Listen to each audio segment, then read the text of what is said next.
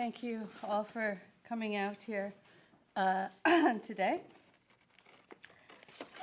So this paper is very much a work in progress. It is Benjamin's difficult life in interwar Europe as a nomadic character on the fringes of so many cultural circles is very much part of his philosophy and cannot be entirely separated from his critical theory.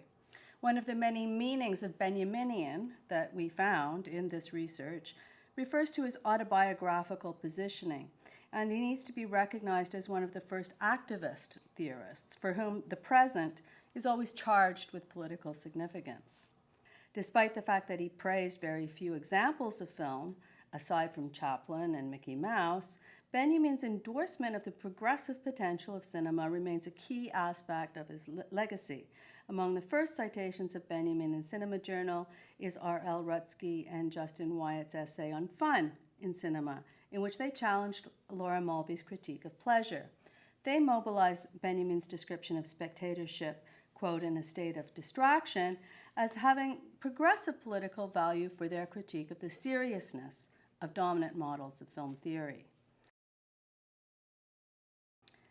So the first four of these titles by Gunning, Singer, Bruno, and Petro and Dimmenberg are all foundational texts of what came to be known as modernity theory. They argue for a shift from modernism to modernity and spell out the ways in which film history is intimately tied to changes in modern life as a mode of sensory perception. Benjamin is cited in this literature alongside several other seminal thinkers, including Siegfried Krakauer, Wolfgang Schivelbusch, and George Simmel. Discussions of Benjamin as an exponent of modernity theory frequently invoke the city and the metropolis in conjunction with Benjamin. Buck Morse's book, The Dialectics of Seeing, foregrounded Benjamin's mobility as a scholar and has perhaps influenced the city film discourse given her emphasis on the way that Benjamin developed his ideas within the specific urban contexts of Berlin, Paris, Naples, and Moscow.